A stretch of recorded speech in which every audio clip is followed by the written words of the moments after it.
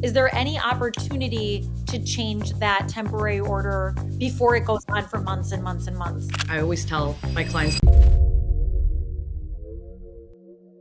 Hello, everyone, and thank you for joining us today. My name is Holly Mullin. I'm the managing partner at Sterling Law Offices, and I have with me today a very special guest, attorney Jodi Chung. Thank you so much for being with us today. Hey, Holly. And Jodi is a senior associate attorney out of our Madison office.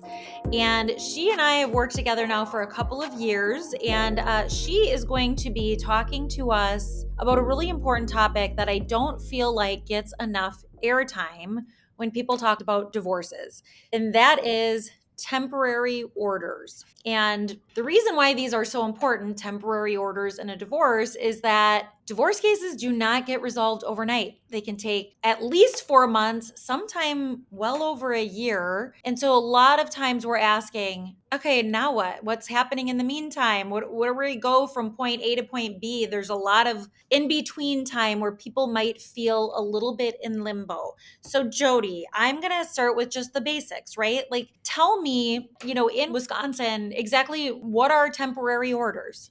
Yeah, sure, Holly. It's exactly as you say, right? A lot of divorces can take anything between 4 months to over a year. So, really, when we're thinking about filing a request with the court for temporary orders, essentially what we're thinking about is what kind of ground rules do we want to set in place during the course of a divorce so that both parties involved in this case kind of understand or have a little bit better understanding of how are things going to operate, right? We're going to break it down some of those things today, but essentially big picture, it's let's set some guidelines in place during the course of this really difficult time so that both of us, both parties and the children can get some clarity about what this interim gray area of the divorce case will look like and feel like. Yeah, I mean, I think that it's super important, right? That the parties going through this process understand what they're supposed to do and what they're not supposed to do. Absolutely. And I would guess, right, by giving these clients the direction of temporary orders, you're also minimizing the conflict that they're going to be experiencing with one another during the divorce. Is that a fair statement? Yeah, I would absolutely say so because the difference of filing a formal request for tempering orders is that we're going to enter into the court record guidelines and rules, right? So these are words and sentences that each party can refer to for clarity in the as opposed to, oh, let's just verbally say that we would agree to this, right? There's no measure of enforcement or accountability in the way that temporary orders provide both parties some clarity in as we go through this divorce process. Right, because then you can just imagine. I mean, these people are people going through a divorce to start with. So there's clearly already a likelihood of misunderstanding or things getting lost in translation. So Yes, and I verbal agreements are going to create this opportunity for discord and miscommunication. absolutely, exactly that tension, right? In the course of something so difficult, both parties are going through, even the minor kids, if there's minor kids in the case, are going through. So, definitely just how temporary orders apply in cases will just ease some of the tension, give some clarity moving forward in an already pretty difficult process. Yeah, that makes perfect sense. So how long do temporary orders typically last? Yeah, absolutely. Most of the time, unless it's modified during the course of a divorce, most of the time temporary orders last until there is a final judgment for divorce. What that means is the final judgment is once all the outstanding issues are resolved in a divorce case, right? So the temporary order will stay as court orders or requirements unless or until parties enter into an agreement to modify those terms, or if either party has a basis to modify or change any of those temporary order terms. But most of the time, in most of my cases, I see just the initial temporary orders staying through and following through until the final judgment of divorce. Got it. How early on in a case are you getting your temporary orders established? Yeah, absolutely. I think it's really by preference. I've seen some attorneys typically file a request for temporary orders right away. I definitely see an advantage in doing so. It really is fact specific. It's dependent on how many factors of unpredictability are we working with here. Typically, whenever there are minor children involved, I typically automatically file a request for temporary orders. Um, a lot of attorneys will do that immediately in filing a divorce case. I see the benefit of that so that we can at least have a conversation about this, whether we end up going to court to litigate a temporary order or not. But most of the time, we'll see this around the first month of filing for divorce. Otherwise, if the parties are pretty friendly or amicable in a divorce, sometimes we don't see a temporary order request filed right away. It can be filed at any point in a divorce filing. However, most of the time, most commonly, we'll see it in the first month of filing for divorce, if not right away.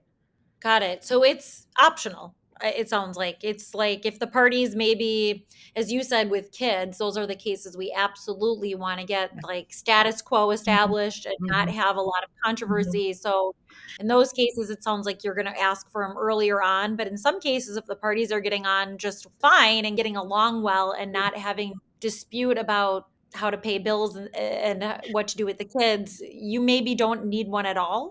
I would say that's the rare exception. I typically, if I'm talking to my clients and I hear that they're in pretty much agreement about everything, something I do, Holly, is always ask whether I can just draft an agreement for temporary orders, right? One of the most common ways to request the court to consider and set some ground rules is to file a motion or a request. But there are times where if I'm talking to my client and they say, hey, we've been agreeable. We've been working through this. These are the ways that we want to just set the ground rules. I say, perfect. Let's avoid filing a motion. Let me draft up an agreement, or we call it a stipulation, and we bypass the request in front of the court altogether. I draft an agreement, both parties sign it, boom, there's your temporary orders, right? So I would say, to answer your question, it's pretty rare that I don't automatically think about whether temporary orders are appropriate or a request for such is appropriate. But very rare cases, sometimes it may be a little bit of an advantage in a case not to file a temporary order, but I would say it's rare. Got it. That's very helpful. So let's talk about substance within a temporary order. So what does a temporary order typically address or cover? Yeah, I think one of the biggest distinctions is if there are minor children involved or not. So I'll start with whether there, and how I kind of the process that I think through, right, with minor children. So there are three typical bubbles that I think about when I'm thinking about a temporary order. If there are minor children, there are three bubbles. If there are not, then there's two in my mind. So I'll start with bubble number one is legal custody and physical placement, right? So one of the first things I want to talk about is decision making with the kids.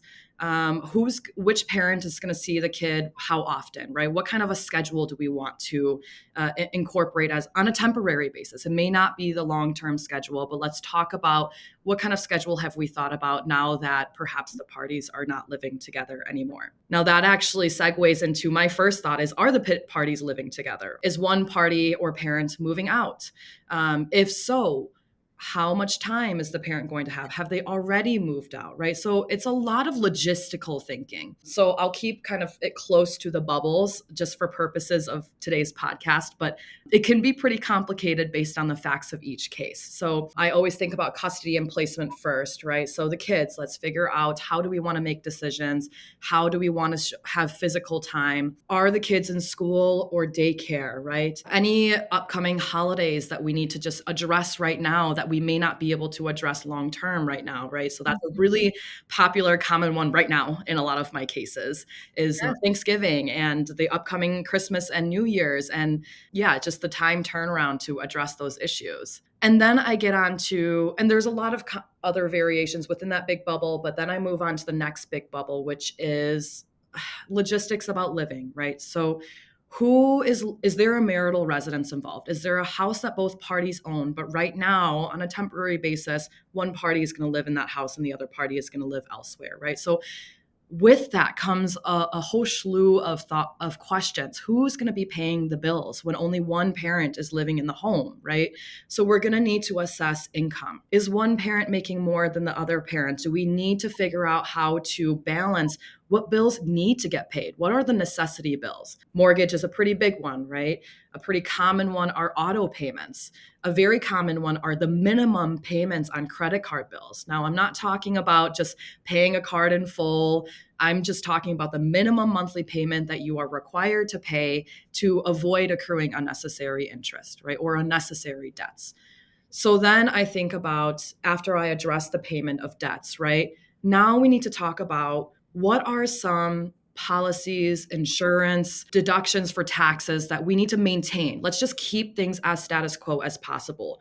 One big common one, especially during open enrollment period, is health insurance, right? So Mm. is one parent covering both kids or all the kids on health insurance? Are they carrying the whole family on health insurance?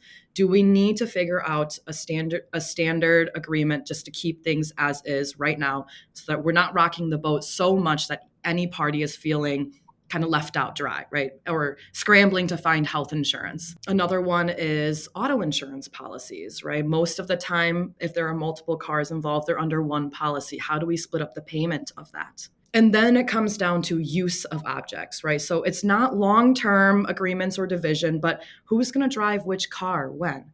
Who is going to stay in which, if the parties are living in the same home, right? Who's going to stay in which room, which space? I call this temporary exclusive use, right? So who has temporary exclusive use? Not a transfer of ownership, just who's using it, which item now, so that we don't have a dispute about who should be using which car or anything like that, right? And then the third bubble, which is a little bit more logistical, is financial support, right? So you've heard me talk a little bit briefly about we need to assess incomes of each party, right? A lot of times during a divorce, a lot of parties will pool their income together to pay for bills or things like that. So let's take a look at how during the marriage have we been paying for bills using our income, right? Is there any disposable income left? Do we need to offset some of that so that both parties are feeling a more fair and equitable division of that, at least on a temporary basis? The courts most typically will look at what has been done before in the marriage. And a lot of times, what I heard you earlier saying, status quo, right, Holly? So I won't say it's all the time, but a lot of time the courts take a look at what was the status quo during the marriage. And I'll say very likely the court is going to consider why we should not keep things as the status quo on a temporary basis. I think there's a lot of other issues that can be addressed within there, but that third bubble is financial support, right? So whether there's any disposable income left to talk about child support, to talk about spousal support, right? So that's the kind of the third bubble that I typically look at. To sort of summarize this, we're talking logistics, right? Logistics while the divorce is pending, where the kids are going to be, who's making decisions for the kids, who's paying which bills and expenses, Yep. making sure insurance policies are paid and aren't lapsing, making sure that everybody has reasonable access to resources. And as you said, trying not to make drastic changes to what these people and what these children were used to while they had an intact family. So that's incredibly helpful and so many great examples and Yeah. specifics that you gave in your explanation. I want to talk a little bit about the process, Mhm. right? So we talked about commonly the request for a temporary order being filed at the time a divorce is filed, but at Mhm. some point, if a temporary order is going to happen, somebody's requesting that the court conduct this hearing. So whether it's done at the beginning of the divorce, sometime in the middle of the divorce, a hearing gets scheduled. People are notified this hearing is happening. Both parties have to show up. Yep. Do they have to have a lawyer? Not necessarily. It is always the client's decision and right as to what type of representation they choose. I always suggest that if you see an attorney on the record, I would suggest you find an attorney because there are so many logistics to think about. I mean, even just at the temporary order hearing phase, and it's intimidating, even just all the topics that we talk through. It can be really overwhelming to be representing yourself in a legal matter and then also to be processing the practicalities of having to think about a reality under this temporary order, right? And so I would say, short answer to your question, Holly, no, you're never required to have an attorney, but I always suggest that you do. And I suggest that you consider even talking to one so that you can get a preliminary idea of what this process looks like. And so People take it, unfortunately, I think not serious enough, right? They come Absolutely. to us. I've seen this personally, and I'm sure you have too. They come to us after the temporary order hearing has gone totally sideways for them. And they say, I thought it was just like a check in. I didn't know they were going to make all of these orders about how the money was going to be divided and where my kids were going to be. And this is going to be in place for months, and they freak out. And then it's very hard, right? We could have gotten a better arrangement had we been present and prepared earlier on. So Absolutely. I cannot reiterate heavily enough. I'm thinking about one certain case where I met with a client before the divorce was even filed. And I said, after thinking and hearing about all the details, kind of consistent with the temporary order logistics, I said, hey, I would suggest you retain, and it doesn't have to be me, but I would suggest you retain an attorney when you file for divorce. You're going to need one. And then I didn't hear from this client for 6 months. And then this client came back and retained me, and I looked at the record, and I had to have a very honest conversation and saying, hey, I don't know how much of this I can backtrack for you, right? Because now we're dealing with a standard in which if the other party doesn't agree to change these terms, we have to prove to the court that these terms need to be changed. We have to prove to the court that there has been a substantial change in circumstances for the court to say, well, why should I even consider changing any of these ground rules, right? It's been practiced for the last 3 months. What basis do you have to ask me to change that?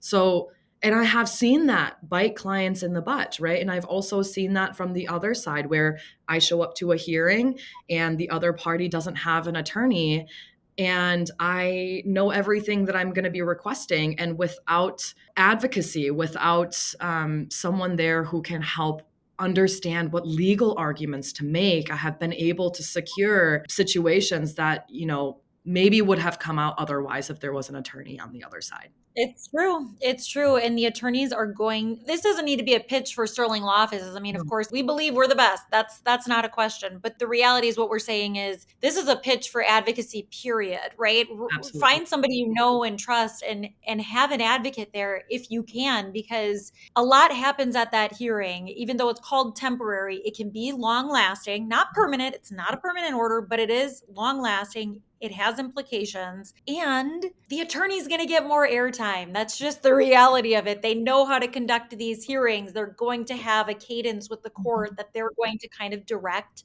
and steer the hearing. Yeah. So I think you and I are both expressing that emphatically, and it's important. Well, and what I also say is temporary orders most oftentimes is the first time on the record that the court is seeing appearances by both parties, that the court is making decisions about the situation or the facts that lay forth in front of the parties, right? So I tell my clients, hey, this hearing, if we are going to take it as far as going to the court to make our argument, this is the first time that the details of your case is going to be put on the record. The court is going to see you, going to see your counsel or see the other parents and hear a little snapshot of your life, right? So it is important in the sense that if anyone who is just looking into the case sees that there's been a temporary order on file, they can see at least what the first step of your case looked like. Make a good first impression. Absolutely. Absolutely. You mentioned this, Jodi. You said, unless something substantially changes. So I want to go back to that, right? So these temporary orders are in place unless somebody seeks a change or unless a final order, meaning the final divorce judgment is entered, in which case, okay, now the final order is in place. But while the divorce is pending, we have this continuing temporary order that just keeps month by month trucking along. What are your options? You mentioned modifying. Is there any other opportunity for you if you get a temporary order that you despise? You're like, good grief, what just happened in there? Is there any opportunity to change that temporary order before it goes on for months and months and months? Yeah. I'll give you three different options that works. And I always tell my clients there are almost only two ways to change or modify terms of a court order, right? So a temporary order is a court order. One is by mutual agreement between the parties, mutual written agreement, right? If both parties are in full agreement, fully understand, and there's an agreement we can draft up or a stipulation to modify, to change, we sign that, we file with the court. Most oftentimes the court will accept that. Number two, court order, right? So we talked a little bit about substantial change in circumstances. So if we have a temporary order on file, court orders, if either party wants to modify or change those provisions during the pendency of a case, you can file a motion to ask the court to modify those terms. But what the standard you have to prove is that something factually has changed substantially in order for the court to consider changing those terms. I had a case once where my client was ordered to pay 50% of their joint income to the other spouse to support them during the course of the marriage.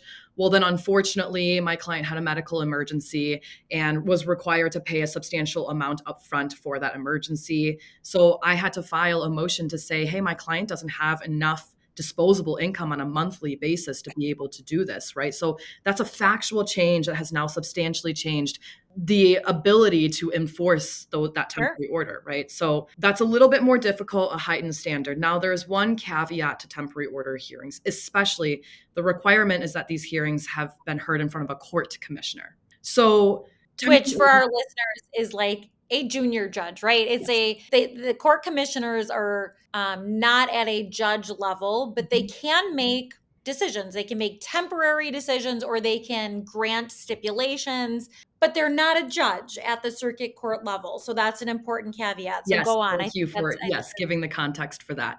Now, this does not apply to any agreed upon or stipulated terms, right? This only applies if a court commissioner has issued or made a decision in your case about a temporary order, right? So not anything you've agreed on, not anything a judge has decided on a court commissioner. They've decided a temporary order hearing.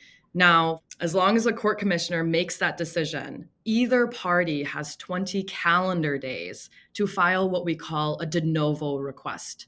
De novo is a Latin phrase, but it's essentially saying you're requesting a new hearing to be heard in front of the judge, right? So Holly made the distinction between a court commissioner, which is one here, and then the judge who's up here, right? So 20 days to file a request for a new hearing in front of the judge. Now, the standard that gets applied there is that the judge essentially pretends like nothing happened at this first temporary order hearing in front of the commissioner. They don't take into account any arguments made at that hearing, and they just redo that entire hearing in front of a judge who will then issue a decision that then cannot be, I guess, cannot be de novoed in a sense. That's the third way to do it. I don't or commonly. you are in that time parameter, right? Like 20 days. So it's like if you go and talk to an attorney 3 weeks after your hearing saying, oh, I got this temporary order and it's no good. And they say, well, I'm sorry, your de novo time frame was over a day ago. You should have been here last week talking to me about this. You have to keep track of that because ignorance of the law is not a defense. Like you have to know what your rights are. And again, that's kind of where the attorney can come in and saying, hey, I think that was a bad result. I think we'd be better off rolling the dice here, asking a judge to take another look and seeing if maybe we get a better outcome. But I'm going to let you answer, Jodi. What's the risk of a de novo? Oh gosh, the risk of a de novo. This is pretty aligned with what I think is the risk of tossing any room for agreement up in the air and letting the court decide, right? This is what I call the riskiest move. It's not always the worst decision in the world, but the riskiest move of a de novo hearing or of tossing everything up in the air to let a judge decide. One, they snapshot your life, right? So I have cases where clients have been married for 20, 30, 40 years. I have cases where there are 3 minor children involved, right? If we are going to de novo a temporary order hearing, it's essentially perhaps 1 hour at maximum, maybe in front of a judge, where you issue a snapshot argument of your entire, essentially the course of your divorce or your marriage and every little thing logistic that you're asking the court to decide on. And then the other party is allowed to do the same. And you kind of go a little bounce back and forth like tennis. And then the judge decides whether the judge thinks that they have all the information they need to or not. They're forced to make a decision on that hearing. And so I would say the biggest risk is that any of the room you had to reach an agreement that could have been beneficial to both parties. Probably not ideal, probably not your best case scenario, but also probably not your spouse's best case scenario, somewhere in between, right? The room for resolution, probably all of the time that you took in between that de novo hearing to reach a resolution is all tossed. There's nothing really you can do in terms of predicting what the judge is going to do, aside from obviously strengths where the law applies and gives you a little bit more advantage there. I mean, it is always a risk to say, I'm going to gamble this decision and hope that a judge will do better than I can do now. And I think where people lose the understanding of risk with de novo is that they think, well, I don't like what this commissioner did. I'm going to put it in front of the judge and hope for a better outcome. That they don't recognize it could get worse. And that's where Oh, it's like absolutely. you have to really assess your situation and listen to a good lawyer to say, hey, you put this in front of a judge and you think what you got here is not good. Let me show you how they're going to go and, the opposing party is going to go in and make those same arguments or even stronger arguments now.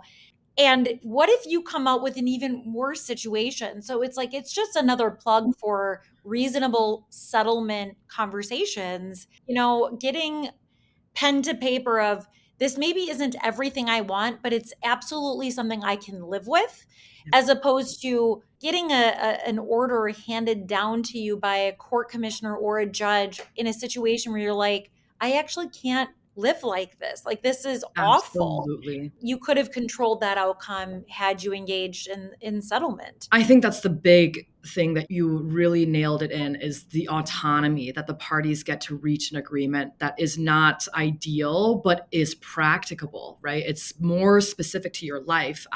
What I tell my clients is nobody knows the intricacies and the practicality of your life better than you do. Nobody knows the kind of schedule that works better for your kids than the parents do.